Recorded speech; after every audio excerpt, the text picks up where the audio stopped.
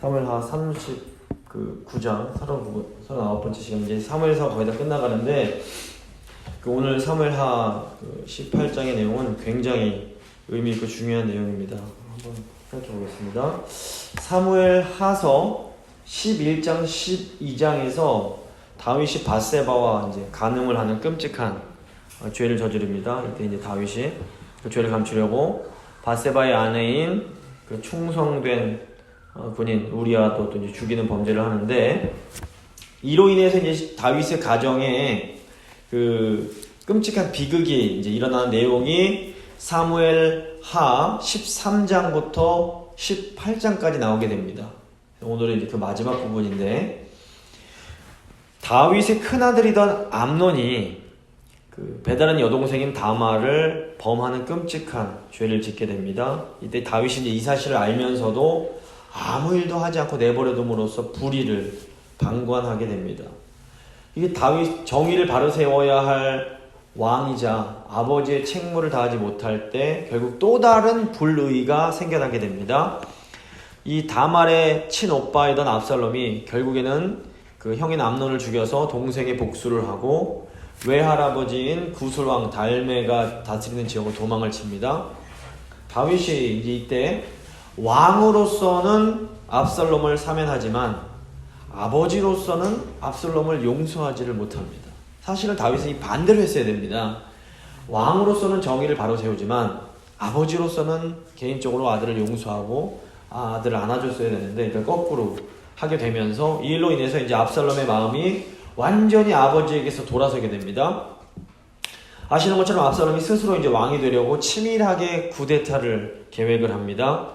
압살롬이 굉장히 멋지고 아름다운 외모를 가졌었는데 이 화려한 외모와 친절한 언변, 행동으로 이스라엘 백성들의 마음을 훔치게 됩니다. 그리고 때가 되니까 압살롬이 헤브론에 가서 자신이 왕이 되었음을 선포하면서 쿠데타를 일으킵니다. 이 다윗과 압살롬의 갈등에서 제일 중요한 게 뭐였냐면 과연 하나님이 누구 편이신가 하는 거였습니다. 솔직히 다윗이나 압살롬이나 저지른 죄의 죄의 질로 보면 거의 차이가 없습니다. 둘 다 끔찍한 죄를 저질렀습니다. 그러니까 다윗이 압살롬보다 더 나은 사람이라고 도덕적으로 말할 수가 없습니다. 그런데 다윗은 위기의 순간마다 하나님을 인정하고 하나님을 경외하고 하나님을 신뢰합니다. 하지만 압살롬은 자신의 뜻이 중요했지 하나님 뜻에는 별로 관심이 없어 보입니다. 우리도 마찬가지입니다. 다들 입으로는 하나님을 위한 것이다, 교회를 위한 것이다 라고 말을 합니다.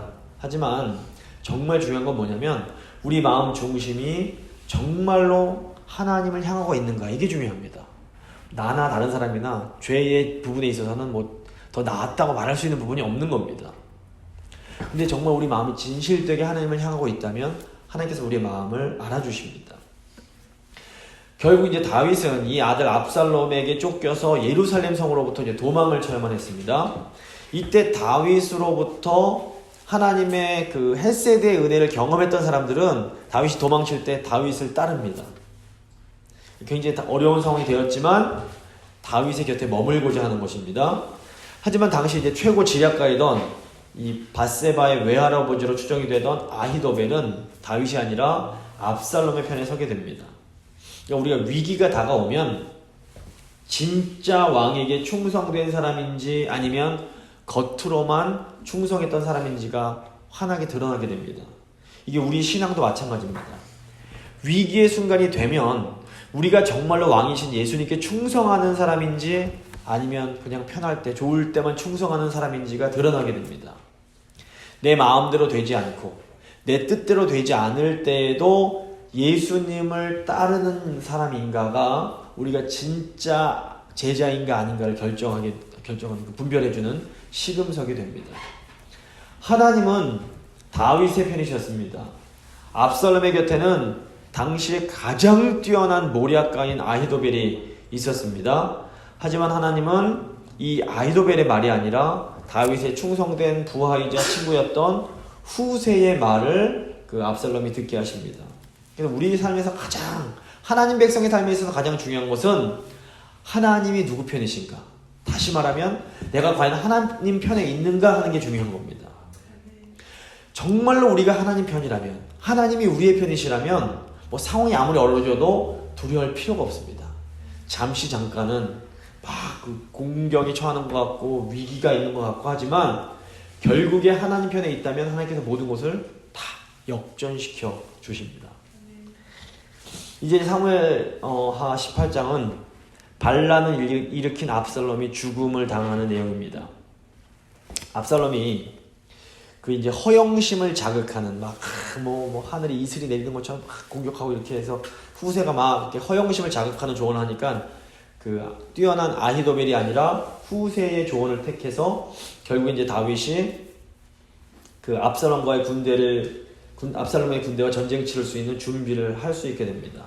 그래서 이제 시간이 주어지니까 군대를 조직하고 군수품을 제공해줄 동맹자들을 확보하고 자신의 전략대로 전열을 갖출 수 있게 됩니다. 이제 1절 보시면 이에 다윗이 그 함께한 백성을 계수하고 천부장과 백부장을 그 위에 세우고 그 백성을 내어보낼세 3분의 1은 요압의 수하에 3분의 1은 수르야의 아들 요압의 동생 아비새의 수하에 붙이고 3분의 1은 가드 사람 이때의 수하에 붙이고. 다윗은 이제 군대를 셋으로 나눠서 요압, 아비새, 이때에게 지휘를 맡깁니다. 이 요압과 아비새는 다윗의 조카이자 다윗이 항상 이렇게 모은 일을 맡길 수 있는 충견과 같은 그런 사람들이었습니다. 문제는 이 사람들이 다윗에게 충성하긴 하는데 중요한 순간에 자기 마음대로 행동을 하는 거였습니다. 요압이 다윗에게 정말로 충성함에도 불구하고 다윗에게 별로 신뢰를 받지 못하는 이유가 이것 때문에 그렇습니다. 충성하지만 중요한 순간 다윗과 상관없이 행동을 해버립니다. 반면 이제 이때 같은 경우에는 다윗의 자세히 나오지 않지만 다윗이 베푼 그 은혜, 헤세드를 경험한 사람으로서 본래는 블레셋 출신의 용병이었습니다. 2절 후반부 보시면 다윗이 이렇게 말합니다. 백성에게 이르되 나도 반드시 너희와 함께 나가리라. 다윗이 나도 이제 너희와 함께 전쟁하겠다라고 말을 합니다. 이 당시 다윗이 꽤 나이가 많이 들었을 텐데 원래 당시 전쟁은 그 왕이 출전하는 게 자연스러운 일이었습니다. 사실 이제 다윗이 밧세바와 간음을 하게 된 것도 따지고 보면 왕이 전쟁에 함께 나갔어야 되는데 자기 백성들, 자기 군인들은 다 내버려 놓고 자기는 그 궁안에서 평안히 쉬면서 이제 이 일이 벌어졌던 겁니다. 근데 3절 보시면 백성들이 가로되 왕은 나가지 마소서. 우리가 도망할지라도 저희는 우리에게 주의하지 아니할 터이요 우리가 절반이나 죽을지라도 우리에게 주의하지 아니할 터이나 왕은 우리 10,000명보다 중하시오니 왕은 성에 계시다가 우리를 도우심이 좋으니이다. 왕이 저에게 이르되 너희가 선히 여기는 대로 내가 행하리라 하고 문 곁에 섬에 모든 백성이 100명씩 1000명씩 대를 지어 나가는지라. 그러니까 다윗의 부하들이 늙은 다윗이 전쟁 나가지 못하게 합니다. 왜 그러냐면 이 전쟁은 왕이 중요한 전쟁이었기 때문에 그렇습니다. 뭐 다른 나라와 싸우는 게 아니라 이거는 왕의 생사가 제일 중요했습니다. 이 전쟁은 왕만 제거하면 끝나는 싸움이었던 겁니다. 만약에 다윗 왕이 죽으면 다윗 군인들이 싸울 명분이 사라지는 겁니다. 이렇게 보면 다윗을 암살하자고 했던 아히도벨의 계략이 정확한 계략이었던 겁니다. 만약에 압살롬이 아히도벨의 계략대로 했으면 이 전쟁은 사실 시작도 하기 전에 이미 끝난 전쟁이었던 겁니다. 하지만 하나님께서 다윗의 편이셨기 때문에 압살롬이 아히도벨의 말을 듣지를 않았습니다. 사무엘하 17장 14절 보시면 압살롬과 온 이스라엘 사람들이 이르되 아렉 사람 후세의 계략은 아히도벨의 계략보다 낫다 하니 이는 여호와께서 압살롬에게 화를 내리려 하사 아히도벨의 좋은 계략을 물리치라고 명령하셨음이더라.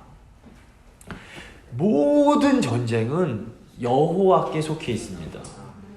이것은 전쟁의 궁극적인 승패가 사람이 더 강하고 더 똑똑한 것에 있지 않다는 것을 우리에게 알려줍니다. 그러니까 내가 더 강하고 군사력이 크고 물질도 많고 뛰어난 전략도 다 있다고 해도 내가 반드시 이긴다고 자신할 수 없고 또 내가 좀 겉으로 보기엔 전력이 약하고 그런다고 할지라도 무조건 질 거라고 좌절할 필요도 없는 겁니다. 그러니까 싸움에 임하는 이게 영적인 싸움이든 어떤 싸움이든 싸움에 임하는 하나님 백성의 자세는 겸손하게 하나님을 의지하면서 최선을 다하는 겁니다. 그리고 나의 뜻이 아니라 하나님 아버지의 뜻이 이루어질 것을 신뢰하며 나아가는 겁니다. 이제 5절 보시면 왕이 요압과 아비새와 이때에게 명하여 가로되 나를 위하여 소년 압살롬을 너그러이 대접하라 하니 왕이 압살롬을 위하여 모든 군장에게 명령할 때에 백성들이 다 들으니라. 이게 제가 아까 굉장히 중요한 말씀이라고 말씀을 드렸습니다. 다윗이 지금 자기의 군인들에게 자기를 죽이려고 하는 아들 압살롬을 제발 너그럽게 대해달라라고 부탁을 합니다. 사실 이 명령은 굉장히 모순된 명령입니다. 이 전쟁은 다윗이 죽든가 압살롬이 죽든가 둘 중 하나가 죽어야 끝나는 전쟁입니다. 근데 지금 다윗이 자기를 위해서 목숨 걸고 싸우려는 군인들을 향해서 제발 압살롬 죽이지 말아달라라고 말을 하는 겁니다. 다윗이 지금 굉장히 모순적인 상황에 이제 처해 있습니다. 왕으로서의 다윗은 반란을 일으킨 압살롬을 죽이라고 명령해야 마땅합니다. 하지만 아버지로서의 다윗은 이 자기 아들 압살롬을 살리고 싶은 마음이 있는 겁니다. 반란 일으킨 아들을 제발 좀 너그럽게 대해달라라고 명령을 합니다. 근데 이렇게 명령을 내리는, 이 모순된 명령을 내리는 다윗을 저희가 좋게 봐야 될까요? 나쁘게 봐야 될까요? 근데 이제 그 하나님 백성으로서의 우리의 삶도 지금 이 다윗의 상황처럼 굉장히 복잡하고 모순적일 때가 많습니다. 사실 원리로 치면 단순합니다. 왕으로서 옳은 일을 행함으로 정의를 반란 일으킨 자를 죽이는 게 맞습니다. 그런데 이 원리를 실제 상황에 적용할 때는 이게 쉽지가 않은 겁니다. 근데 교회일도 마찬가지입니다. 어떤 사람이 잘못을 저질렀습니다. 한쪽에서는 이거 잘못한 거라고 법대로 처리해서 징계해야 된다라고 말을 합니다. 근데 다른 쪽에서는 아이고 그래도 이거 좀 자비를 베풀어서 용서를 좀 해줘야 되지 않느냐고 또 말을 합니다. 어떻게 하는 게 옳은 걸까요? 징계를 하자니 그 사람이 상처를 받을 것 같고 용서를 하자니 교회 질서가 무너져 버릴 것 같습니다. 그렇다면 하나님의 방법은 뭘까요? 하나님이 보실 때 사실 우리는 압살롬 같은 존재들입니다. 우리는 왕이신 하나님께 반역한 자들이기 때문에 정의를 세우자면 죽을 수밖에 없는 존재들입니다. 그런데 하나님께서 또 한편 우리를 너무 사랑하셔서 우리를 죽일 수가 없으신 겁니다. 결국 하나님께서 어떻게 하십니까? 하나님은 자신이 가장 사랑하는 외아들을 보내서 십자가에 달려서 죽게 만드십니다. 이것은 곧 하나님 자신이 죽으시는 겁니다. 예수님의 제자인 우리의 방식도 이와 같아야 되는 겁니다. 누군가 잘못한 사람이 있으면 그 사람을 대신해서 내가 죽음으로 그 사람을 살리는 것이 예수님의 방법이자 교회의 방법인 겁니다. 그런데 우리를 위해서 죽으신 예수님께서 그냥 가만히 죽어 계시지 않으십니다. 어떻게 되십니까? 다시 살아나십니다. 마찬가지로 우리가 잘못한 사람을 살리기 위해서 내가 희생하고 내가 양보하고 내가 죽고 나면 하나님께서 예수님을 살리신 그 놀라운 권능으로 우리를 다시 살리고 회복시켜 주십니다. 교회는 본디 예수 그리스도의 이 희생의 죽음과 부활을 체험하는 공간입니다. 교회가 아니면 이 세상에선 절대로 이 놀라운 부활을 미리 맛볼 수 있는 곳이 없습니다. 그래서 교회의 영광이 있는 겁니다. 그런데 왜 우리가 이 놀라운 이 영광스러운 부활을 경험하지 못하는 걸까요? 내가 다른 사람 대신 희생하고 죽으려고 하질 않으니까 이 부활의 기쁨도 경험하지 못하는 겁니다. 물론 내가 다른 사람을 위해서 죽는 것에는 위험 부담이 있습니다. 내가 정말 죽으려고 해도 이 사람이 알아주는 것 같지도 않고 예수님에게는 가룟유다 같은 배신자들이 있었던 겁니다. 교회에도 이런 사람들이 있습니다. 하지만 그럼에도 우리는 예수님처럼 잘못한 다른 사람을 살리기 위해서 최선을 다해서 내가 희생하고 죽으려는 훈련을 해 나아가야 됩니다. 여기서 죽는다는 게 정말로 이렇게 목숨 죽는 걸 때로 있을 수 있겠지만 대부분의 경우에는 내 자아를 죽이는 겁니다. 사실은 내 생각이 분명히 맞습니다. 누가 봐도 세상 사람들한테 객관적으로 따지면 분명히 내가 맞습니다. 내가 옳습니다. 그럼에도 내가 틀린 저 사람을 위해서 기다려주고 상대방이 옳다고 인정해 주는 게 필요합니다. 근데 이게 쉽지가 않습니다. 우리가 어떻게 보통 반응합니까? 차라리 내가 그 인간 안 보고 말지, 내가 잘못했다고는 죽어도 인정 못해. 이게 우리 자세인 겁니다. 근데 이건 교회 방식이 아니라 세상의 방식인 겁니다. 예수 안 믿는 사람들이 이렇게 행동하는 겁니다. 우리가 이런 태도로 끝까지 내가 옳다고 우기기 시작하면 절대로 우리는 생명의 부활과 회복을 경험할 수가 없습니다. 우리 예수님도 예수님 틀리고 잘못해서 십자가에서 돌아가신 것이 결코 아닙니다. 죄 없으신 예수님, 100% 옳으시고 100% 훌륭하신 예수님께서 죽으실 때에 100% 틀리고 잘못한 우리가 용서받고 회복될 수가 있었습니다. 그래서 이제 새해에 저희가 이제 열매를 풍성히 맺어야 되는데, 그러려면 예수님처럼 내가 옳고 내가 맞지만 그럼에도 틀리고 자기가 정말 틀렸는데도 옳다고 우기는 이 다른 사람들을 위해서 나의 자아를 죽이고 내가 희생함으로 놀라운 하나님의 그 부활을 경험할 수 있어야 됩니다. 전쟁의 결과를 보겠습니다. 6절. 이에 백성이 이스라엘을 치러 들로 나가서 에브라임 숲풀에서 싸우더니 거기서 이스라엘 무리가 다윗의 신복들에게 패하매 그날 그곳에서 사륙이 커서 2만에 이르렀고 그 땅에서 사면으로 퍼져 싸웠으므로 그날의 숲풀에서 죽은 자가 칼에 죽은 자보다 많았더라. 오늘 이 본문 딱 2절인데 이 전쟁이 어떻게 진행되고 이런 거 별로 길게 다루지 않습니다. 왜냐하면 사실 이 전쟁은 이미 시작하기도 전에 승패가 결정난 전쟁이기 때문에 그렇습니다. 여호수아 10장 11절 보시면 이제 여호수아를 따른 이스라엘의 군대가 가나안 사람들과 싸울 때 이런 내용이 나옵니다. 하늘에서 큰 우박덩이를 아세가에 이르기까지 내리심에 그들이 죽었으니 이스라엘 자손의 칼에 죽은 자보다 우박에 죽은 자가 더 많았더라. 이런 말씀이 나옵니다. 이것은 여호수아가 가나안 사람들과 이제 싸울 때에 하나님께서 이적을 베푸시며 직접 전투에 참여하셔서 자연 현상을 통해서 여호와를 도와주셨음을 강조하는 겁니다. 근데 이제 오늘 8절 보시면 칼에 죽은 자보다 숲풀에서 죽은 자가 많았다라고 나옵니다. 이게 무슨 말이냐면 이 전쟁이 하나님께서 다윗을 도와주시는 전쟁이었음을 강조하는 겁니다. 싸우나 마나 이건 하나님이 다윗 편 드신 거기 때문에 이길 수가 없는 겁니다. 이걸 통해서 볼 때 하나님께서 다윗을 정말로 사랑하고 계심을 저희가 알 수가 있습니다.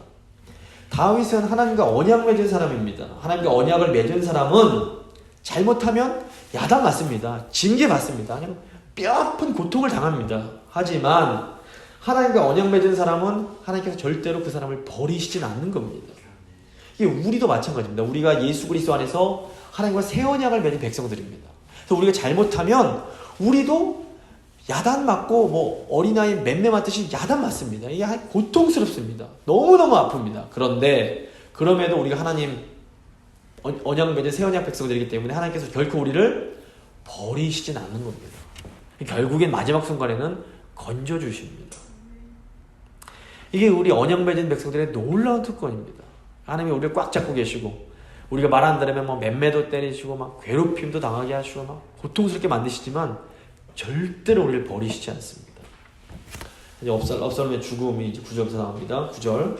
압살롬이 다윗의 신복과 마주치니라. 압살롬이 노새를 탔는데 그 노새가 큰 상수리 나무 번성한 가지 아래로 지날 때에 압살롬의 머리털이 그 상수리 나무에 걸림에 저가 공중에 달리고 그 탔던 노새는 그 아래로 빠져나간지라. 압살롬이 다윗의 군대를 만나서 이제 도망을 치는데 노새를 타고 도망치는데 머리털이 무성한 사람이었기 때문에 이 머리털이 가지에 걸려서 나무에 대롱대롱 매달리게 됩니다. 이 압살롬의 머리털은 압살롬의 아름다움과 정력의 상징이었습니다. 그런데 이 머리털 때문에 지금 압살롬이 치열한 전쟁 중에 아주 무력한 상태가 되어버리고 맙니다. 사실 지금 우리에게 있는 모든 것은 하나님이 다 주신 것들입니다. 압살롬의 아름다운 머리털도 압살롬 자신이 만들어낸 것이 아니라 사실은 하나님이 주신 것이었습니다. 인간이 너무나 어리석은 것이 하나님이 다 주신 것인데 마치 자신이 잘나서 무언가를 이루어낸 것처럼 착각하는 경우가 너무 많습니다. 그런데 결국 이렇게 내가 자랑하던 것들은 어느 순간 나에게 치명적인 약점이 될 수 있습니다. 뭐 자랑할 것이 별로 없는 사람들은 차라리 교만할 수도 없습니다. 뭐 잘난 게 없으니까 자랑할 수가 없습니다. 그런데 뭔가 자랑할 게 있고 남들에게 내세울 것이 있는 사람은 결국 그것 때문에 교만해지게 되는 경우가 많습니다. 그래서 돈, 건강, 지혜, 지식 또는 뭐 뛰어난 자식 이런 것들이 우리가 이렇게 자랑하고 내세우던 이런 것들 때문에 우리가 결국에는 큰 실망과 좌절과 뼈아픈 뼈아픈 고통을 겪게 되는 경우가 있습니다. 그래서 사도 바울을 보면 내가 자랑할 게 없는데 부득불 자랑해야 된다면 나의 약함을 자랑하겠노라 이렇게 말을 합니다. 결국 우리가 자랑할 수 있고 자랑해야 되는 것은 오직 예수 그리스도 한 분밖에 없는 겁니다. 10절 보시면 한 사람이 보고 요압에게 고하여 가로되 내가 보니 압살롬이 상수리 나무에 달렸더이다. 요압이 그 고한 사람에게 이르되 내가 보고 어찌하여 당장에 쳐서 땅에 떨어뜨리지 아니하였느뇨. 내가 내게 은 10개와 띠 하나를 주었으리라. 이제 한 병사가 요압에게 압살롬이 지금 나무에 매달려 있습니다 라고 말을 하니까 요압이 그 병사에게 야 임마 네가 그 칼로 당장 죽였으면 내가 너에게 은 10개를 상금으로 주었을 텐데 왜 안 그랬어? 이렇게 말을 합니다. 12절에 그 사람이 뭐라고 합니까? 그 사람이 요압에게 대답하되 내가 내 손에 은 1000개를 받는다 할지라도 나는 왕의 아들에게 손을 대지 아니하겠나이다. 우리가 들었거니와 왕이 당신과 아비새와 이때에게 명하여 이르시기를 삼가 누구든지 소년 압살롬을 해하지 말라 하셨나이다. 아무 일도 왕 앞에는 숨길 수가 없나니 내가 만일 거역하여 그 생명을 해하였다면 당신도 나를 대적하였으리이다. 이 병사가 요압의 인간됨을 정확하게 알고 있습니다. 실제로 요압은 자기의 이익에 따라서 얼마든지 이랬다 저랬다 말을 바꿀 수가 있는 사람입니다. 만약에 이 병사가 내가 정말로 압살롬을 죽였으면 요압 당신도 감히 네가 왕의 아들을 죽였다니 하면서 나에게 막 야단쳤을 거라는 걸 이 병사가 알았던 겁니다. 병사가 제가 은 1000개를 받는다고 해도 왕의 아들은 못 죽이겠습니다. 왕께서 왕의 아들을 죽이지 말라고 하셨지 않습니까? 만약에 제가 이 압살롬을 죽였으면 요압 장군 당신도 저를 크게 막 꾸짖었고 징계했을 겁니다. 이 말합니다. 이게 병사가 이런 말을 요압에게 할 정도라면 당시 모든 군사들이 요압이 어떤 인간인지 다 알고 있었다는 겁니다. 14절 보시면 요압이 가로되 나는 너와 같이 지체할 수 없다 하고 손에 작은 창 셋을 가지고 가서 상수리 나무 가운데서 아직 살아있는 압살롬의 심장을 찌르니 요압의 병기 맡은 소년 열이 압살롬을 에워싸고 쳐 죽이니라. 요압도 병사의 말을 반박을 안 합니다. 지금 자기가 생각해도 충분히 자기가 그랬을 것 같은 겁니다. 요압이 내가 지금 너랑 낭비할 시간이 없어 이러면서 그냥 얼버무리고 압살롬이 있는 곳을 향해서 뛰어갑니다. 그 압살롬을 찾은 요압이 가차없이 자기 창으로 심장을 뚫어버립니다. 사실 이 요압은 압살롬과 한때 굉장히 가까운 사이였습니다. 압살롬이 외할아버지 그술왕 달메에게 도피했을 때 다윗 왕을 설득해서 압살롬을 다시 데려오게 한 게 바로 요압이었습니다. 기억하실 겁니다. 근데 지금 압살롬이 적으로 딱 돌아서니까 이제 요압에게 압살롬은 그냥 제거해야 할 적에 불과한 겁니다. 압살롬은 굉장히 선명합니다. 압살롬에게는 흑이냐 백이냐 두 개밖에 없습니다. 압살롬에게 온 세상 사람들은 다윗 편, 다윗 대적하는 적 딱 두 개밖에 없는 거. 딱 두 종류입니다. 그러니까 다윗 편이면 무조건 착한 놈 우리 편, 다윗 편 아니면 무조건 나쁜 놈 죽일 놈 이렇게 되는 겁니다. 이렇게 심플할 수가 없습니다. 근데 요압이 보시면 다윗에게 충성하는 것 같지만 사실은 요압은 철저하게 자기 욕심에 충실한 사람입니다. 요압이 다윗 편 드는 것은 다윗이 승해야 자기가 권세를 누릴 수 있기 때문에 그렇습니다. 나중 보시면 이제 다윗이 요압이 솔로몬이 아니라 이제 다른 아들 편을 들다가 결국에는 이제 축출이 됩니다. 이건 이제 분명하게 이 사람이 자기 욕심을 따른다는 것을 분명하게 알 수 있는 것이 뭐냐면 다윗 편 들은 것 같다가도 자기 생각과 다르면 어떻게 합니까? 아무렇지도 않게 다윗 말을 어겨버립니다. 사무엘하 3장 보시면 다윗이 이제 아직 유다 지파의 왕이 돼서 유다만 다스릴 때에 사울 왕을 따르던 세력의 지도자인 군대장관 아브넬과 협상을 하려고 하는 내용이 나옵니다. 이게 왜 협상을 하려고 했냐면 이 협상이 잘 되면 평화롭게 싸움 없이 이스라엘이 통일될 수 있었기 때문에 그렇습니다. 다윗이 심혈을 기울여가면서 자존심 다 죽여가면서 이스라엘을 이렇게 통일시키려고 하는 상황에서 요압이 어떻게 합니까? 아브넬이 자기 동생을 죽였다는 이유로 아브넬을 그냥 죽여버립니다. 이로 인해서 다윗이 그렇게 피하려고 했던 남북이 전쟁을 하게 될 위기가 찾아오게 됩니다. 그리고 지금 보시면 그러니까 다윗이 분명히 이 어린 압살롬을 좀 선대해달라, 너그럽게 봐달라 이 명령했음에도 불구하고 요압은 주저하지 않고 그냥 압살롬을 죽여버리는 겁니다. 거기 보시면 요압이 압살롬을 명의롭게 죽이지도 않습니다. 심장을 일단 한번 찌렸으면 죽였는데 그걸 끝내지 않고 자기 병사들 시켜서 아주 잔인하게 난도질을 시켜버립니다. 나아가 요압은 지금 압살롬의 시체를 잘 묻어주지도 않습니다.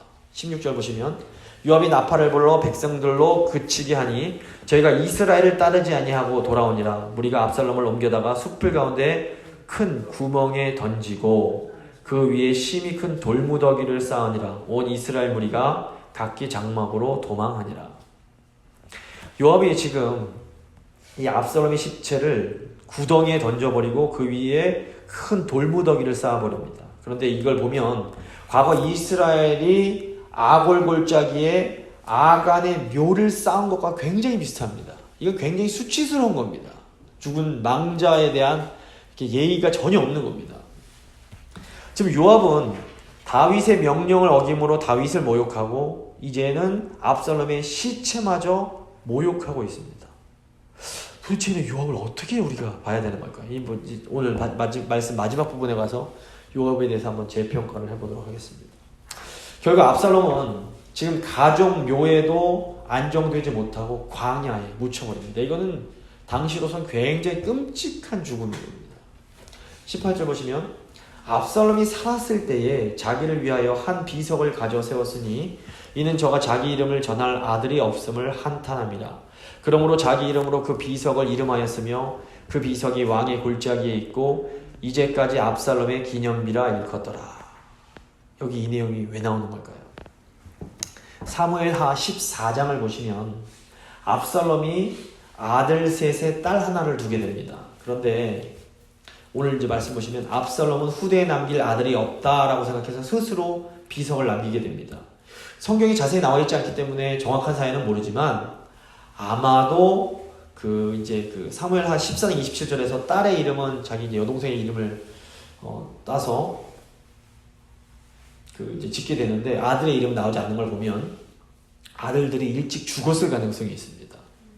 근데 중요한 것은 왜 압살롬이 이제 돌 무더기가 쌓아서 죽였다는 이 시점 이후에 압살롬이 생전에 자기가 쌓았던 압살롬 비석에 대한 내용이 여기 나오느냐 하는 겁니다. 이게 굉장히 중요한 겁니다.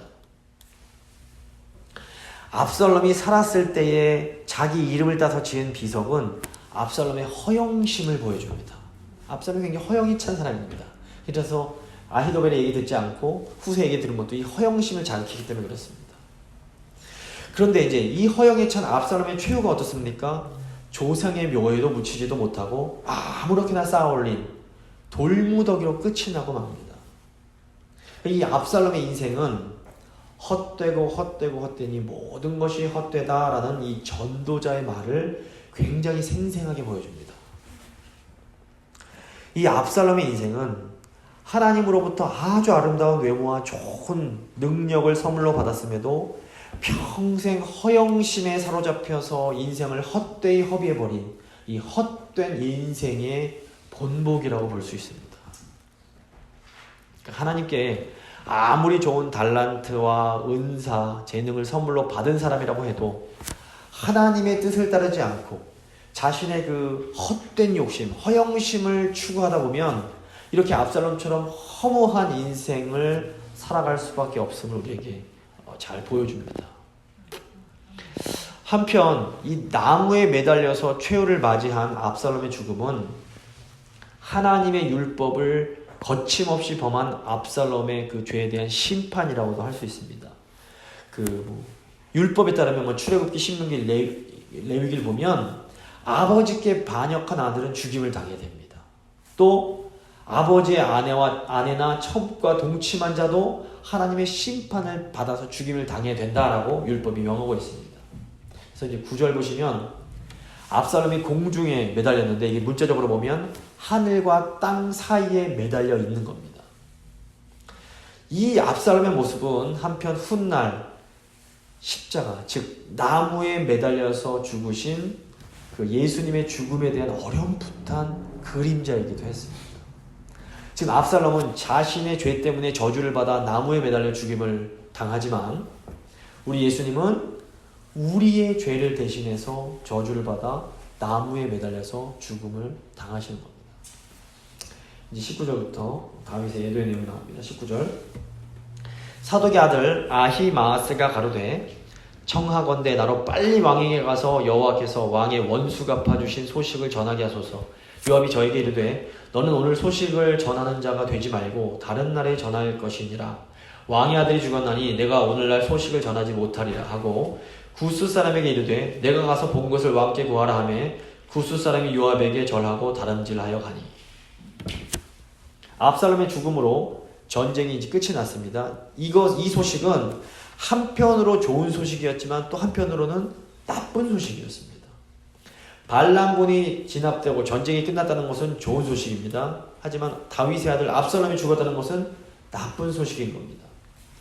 지금 제사장 사독의 아들인 아히마아스가 이 아히마아스가 다윗에게 그 후세의 소식을 전해준 그 사람이었는데 이 소식을 다윗에게 전하러 가겠다고 요압에게 말을 하니까 요압이 말리면서 그 구스 사람에게 이 소식을 대신 전하게 합니다. 22절 보시면 사독의 아들 아히마아스가 다시 요압에게 이르되 청하건대 아무쪼록 나로 또한 구스 사람의 뒤를 따라 다름질하게 하소서. 요압이 가로되 내 아들아 왜 다름질하려 하느냐 이 소식으로 인하여는 상을 받지 못하리라 하되.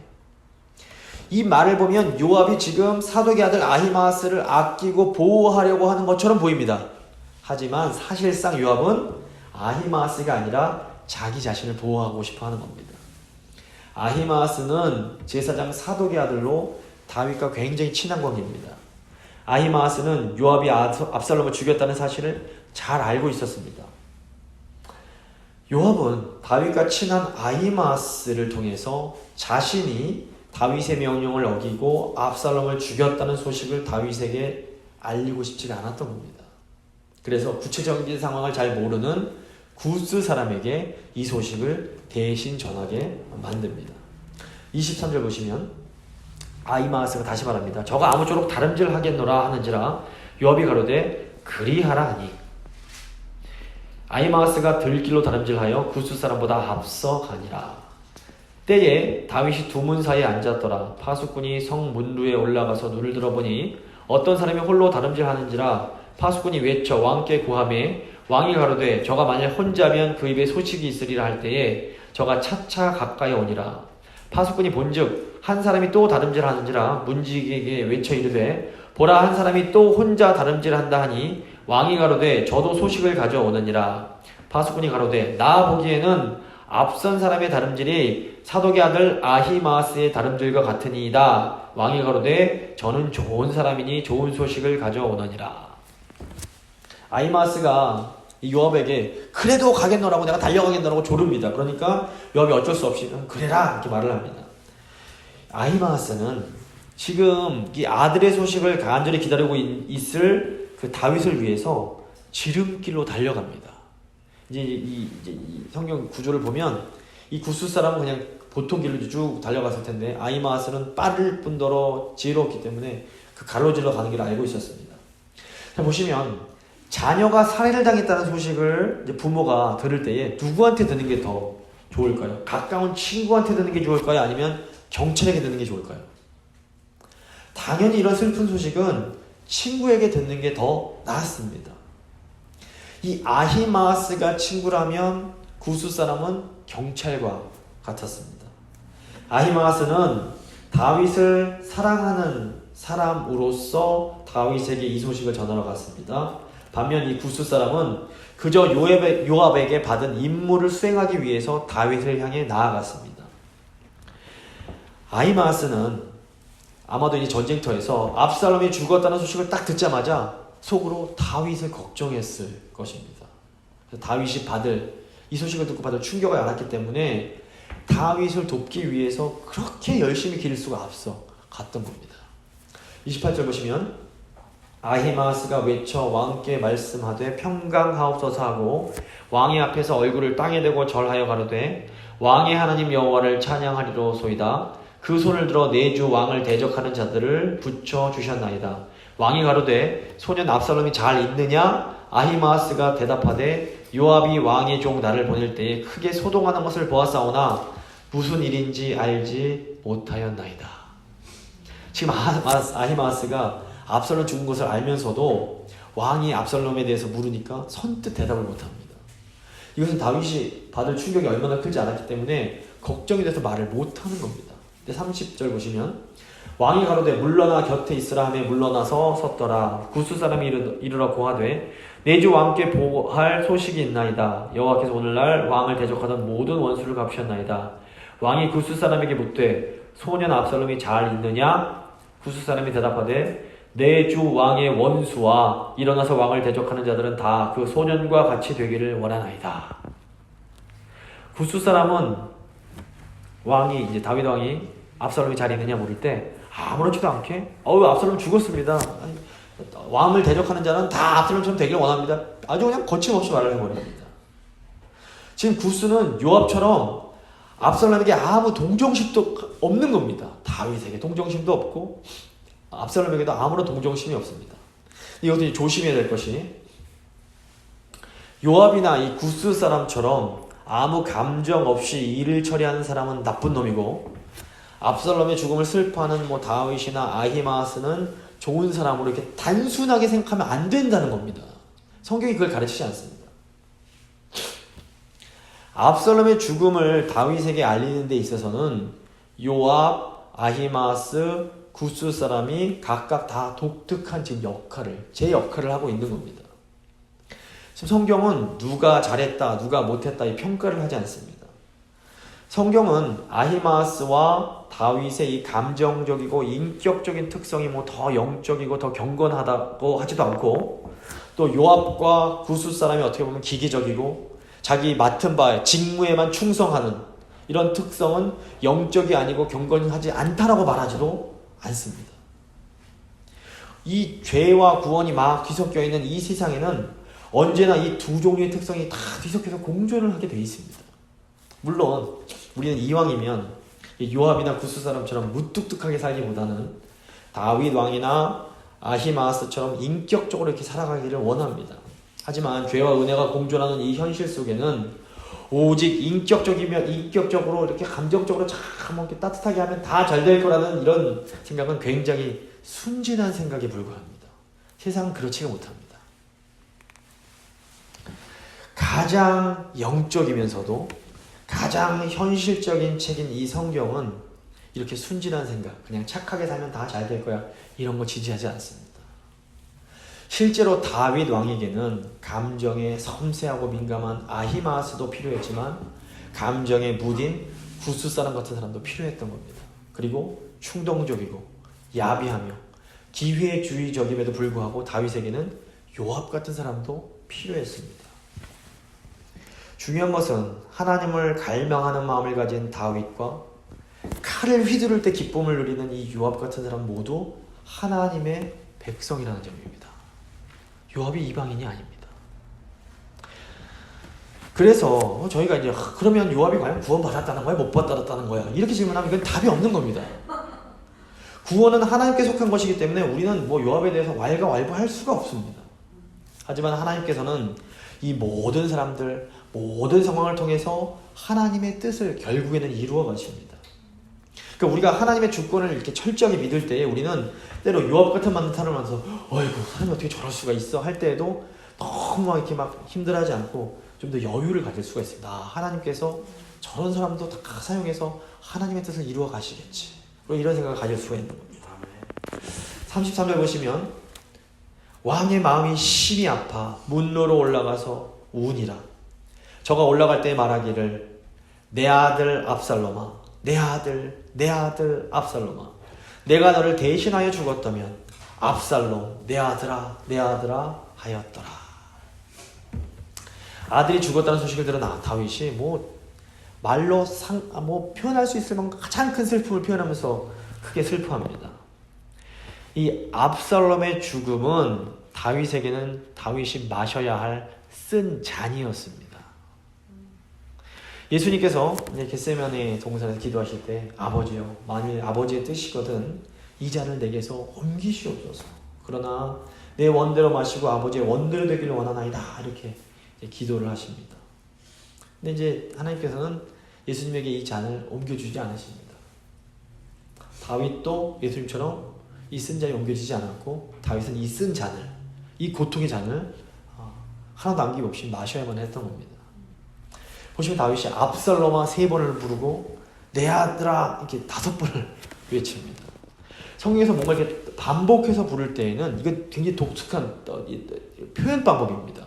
그냥 정말 슬퍼서 부른 것 같지만 뭔가 이름 2번, 어떤 호칭을 2번 부를 때는 이 뱃속 깊은 곳에서 나오는 창자가 끊어질 듯한 간절하고 절박한 마음을 표현할 때에 2번 외치는 겁니다. 그래서 예수께서 십자가에서 달리셨을 때 엘리 엘리 라마 사박다니 내 아버지요 내 아버지요 어찌하여 나를 버리셨습니까? 2번을 부르십니다. 그냥 상상할 수 없는 고통을 표현할 때 2번을 외칩니다. 이 유사성, 그러니까 예수님의 이 고통과 다윗의 고통의 유사성 때문에 그 교회사를 보면 다윗의 예루살렘으로부터 이 도피의 길을 예수님이 빌라도의 법정에서 출발해서 골고다를 거쳐서 아리마대 요셉의 무덤에서 끝나는 이 슬픔의 길에 비교하고 비유하는 경우가 굉장히 많았습니다. 다윗과 다윗의 자손이신 예수 그리스도, 메시아, 그분 다 모두 배척을 당해서 이제 예루살렘을 떠날 때에 도와주는 친구가 있었는 반면 막 조롱하는 원수들이 있었습니다. 또 이 2분 모두 가장 어두운 장소에서 버림받은 고통 때문에 절규를 합니다. 그리고 이 2분 모두 버림을 받게 된 이유가 하나님이 기름 부으신 지도자에 대한 반역 때문에 이렇게 버림을 받게 됩니다. 하지만 이 2 반역은 모두 결국 실패로 끝이 나게 됩니다. 다윗은 이제 이 일이 있은 후에 예루살렘으로 돌아와서 다시 통치를 시작하게 되고 예수님은 죽으셨다가 부활하신 후에 승천하셔서 하나님 우편에서 영원토록 통치를 하게 되십니다. 오늘 말씀 사무엘하 18장 마무리를 좀 줘보겠습니다. 압살롬의 이 죽음의 이야기는 여러 가지 면에서 예수 그리스도의 죽음과 아주 깊은 관련이 있어 보입니다. 다윗 왕은 지금 자신에게 반역을 일으킨 이 아들 때문에 이 왕으로서의 정의를 행해야 하는 것과 아버지로서의 사랑을 베풀어야 하는 이 사이에서 굉장히 갈등을 합니다. 근데 우리 하나님께서도 우리의 그런 하나님에 대한 왕이신 하나님에 대한 반역 때문에 이런 갈등을 하셨습니다. 다윗이 결국 아들의 죽음이란 이 고난의 잔, 이 쓴 잔을 마시게 되는데 우리 하나님께서도 예수 그리스도 안에서 결국 이 쓴 잔, 이 고난의 잔을 결국 다 마시십니다. 그래서 다윗의 이 고통의 끝은 왕의 통치를 다시 시작하는 것으로 이어지고 예수 그리스도의 이 고난은 결국 영광스러운 부활과 함께 승천 그리고 영원한 통치로 연결이 됩니다. 저희가 이제 사무엘하 18장을 보면서 저희 개인적으로 저희들에게 이제 적용할 수 있는 게 뭐냐면 결국에는 예수님께서 영광으로 나아가는 길에는 고난이 있다는 겁니다. 그래서 예수님의 길은 고난의 길이었지만 결국에는 이 길이 영광으로 연결이 됩니다. 저희가 이제 올해 한 해 이제 결국에는 하나님께서 우리 종국에 주시길 원하는 건 영광입니다. 하지만 이 영광이 거저 편하게 그냥 바로 영광으로 연결되는 경우는 결코 없습니다. 반드시 영광으로 가려면 이 고난의 길, 십자가의 길을 통과해야 됩니다. 자기를 부인하고 예수님께서 사랑하시는 우리를 위해서 십자가 지신 것처럼 우리도 사랑하는 이들을 위해서 희생하고 섬기고 애타고 아파하고 그런 쓴 잔을 마시는 그런 경험들이 필요합니다. 이게 근데 히브리서 보면 예수님께서 장차 다가올 영광을 바라보셔서 기뻐하셨던 겁니다. 고난이 있지만 장차 주실 영광에 비하면 이 고난이 좋게 비교할 수 없는 작은 고난인 겁니다. 그래서 기쁨으로 새해에는 정말 그 찬란한 영광을 바라보면서 우리 앞에 있는 고난을 기쁨으로 감당하는 우리 교회가 될 수 있기를 간절히 소망합니다. 기도하실 때